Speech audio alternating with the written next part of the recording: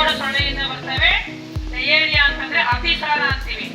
ದಿನದಲ್ಲಿ 1-2 ಸಾರಿ ಮಾತ್ರ ಮಲ ವಿಸರ್ಜನೆ ಮಾಡಂತ ವ್ಯಕ್ತಿ 10 ಸಾರಿ ಹೋದ ಅಂತಂದ್ರೆ ಅವನಿಗೆ ಅತಿಸಾರ ಆಗಿದೆ ಅಂದ್ರೆ ವಾಂತಿ ಬೇರೆ ಸ್ಟಾರ್ಟ್ ಆಗಿರುತ್ತೆ. ಅದು ಹೆಂಗ್ ಬರುತ್ತೆ? ಸುಮ್ಮನೆ ಬರುತ್ತಾ? ಬರಲ್ಲ. ನಾವು ಕೈಗಳನ್ನ ಶುದ್ಧವಾಗಿ ತೊಳ್ಕೊಂಡಿಲ್ಲ ಅಂದ್ರೆ ಬರುತ್ತೆ. ಎಲ್ಲದರಲ್ಲಿ ಗಲೀಜಿದ್ರೆ ಬರುತ್ತೆ. ಅಲ್ಲಿ ಕೂತಿರೋ ನಳಗಳು ಸೊಳ್ಳೆಗಳು ಏನ್ ಮಾಡ್ತವೆ? ನಮ್ಮ ಮನೆ ಪ್ರವೇಶ ಮಾಡ್ತವೆ.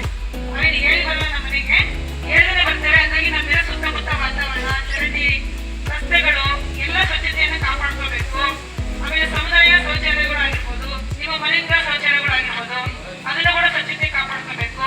ನೀವೆಲ್ಲ ಬಸ್ ಸ್ಟ್ಯಾಂಡ್ ಅಲ್ಲಿ ಹೋಗ್ತಾ ಇರ್ತೀರಿ, ಹಾಸ್ಪಿಟಲ್ ಎಲ್ಲ ಹೋಗ್ತಾ ಇರ್ತೀರಿ, ವಿಮಲ್ ಗುಡ್ಕ ಹಾಕ್ತಾ ಇರ್ತೀರಿ, ಸುತ್ತಲೇ ಹೋಗ್ಬಿಡ್ತೀರಿ. ಅದೆಲ್ಲ ಅಸಹ್ಯಕರವಾಗಿರುವಂತವು. ಅಲ್ಲೆಲ್ಲ ನಳಗಳು ಕೂರ್ತವೆ.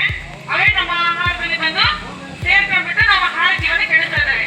ಹಾಗಾಗಿ ದಯಮಾಡಿ ಹೇಳ್ತೀನಿ, ಯಾರು ಎಲ್ಲದ್ರಲ್ಲಿ ಹೊಗಳದೆ, ಎಲ್ಲದ್ರಲ್ಲಿ ನಿಮ್ಮ ಮನೆಯ ಕಸವನ್ನು ಹಾಕದೆ, ಉಳಿದ ಆಹಾರ ಹಣ್ಣಿನ ಸಿಪ್ಪೆಗಳಾಗ್ಲಿ ಚರಂಡಿಗಳಲ್ಲಿ ದಯಮಾಡಿ ಹಾಕ್ಬೇಡಿ.